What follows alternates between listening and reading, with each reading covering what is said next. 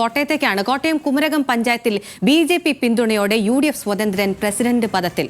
നറുക്കെടുപ്പിലൂടെയാണ് പ്രസിഡന്റിനെ തെരഞ്ഞെടുത്തത്. വിവരങ്ങളുമായി ബിനിൽ ലീല സാബു ഉണ്ട്. ബിനിൽ, ത്രിതല പഞ്ചായത്ത് തലത്തിൽ പല അട്ടിമറികളും നമ്മൾ കണ്ടു, പല ട്വിസ്റ്റുകളും കണ്ടു. പക്ഷേ ഇവിടെ ഇപ്പോൾ കോൺഗ്രസും ബി.ജെ.പിയും ഒന്നിച്ച സ്ഥിതിയാണ് കണ്ടുകൊണ്ടിരിക്കുന്നത്. എന്തൊക്കെയാണ് വിവരങ്ങൾ? 50 വർഷത്തിലധികമായി LDF ഭരിച്ചിരുന്ന പഞ്ചായത്താണ് കുമരകം. LDFിന്റെ ഒരു കോട്ട എന്ന് തന്നെ പറയാം. അവിടെയാണ് ഇപ്പോൾ ബി.ജെ.പിയുടെ പിന്തുണയോടെ യു.ഡി.എഫ്. സ്വതന്ത്രൻ പ്രസിഡന്റായി തെരഞ്ഞെടുക്കപ്പെട്ടത്.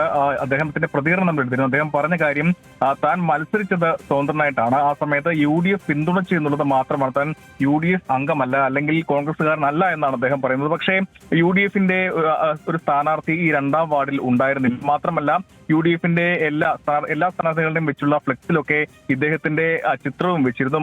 അതോടൊപ്പം തന്നെ ഈ ജയിച്ചു കഴിഞ്ഞപ്പോൾ സ്വീകരണ വേളയിൽ യു.ഡി.എഫ്. നേതാക്കൾക്കൊപ്പം പങ്കെടുക്കുകയും ചെയ്തു. അതാണ് നിലവിലെ സ്ഥിതി. എന്തായാലും ഇവിടെ ആകെ 16 അംഗങ്ങളാണ് കുമരകം പഞ്ചായത്തിലുള്ളത്. അതിൽ LDFന് 8 ആയിരുന്നു ഉണ്ടായിരുന്നത്, യു.ഡി.എഫിന് 5, അതിൽ ഈ സ്വതന്ത്രം കൂടി ഉൾപ്പെടും.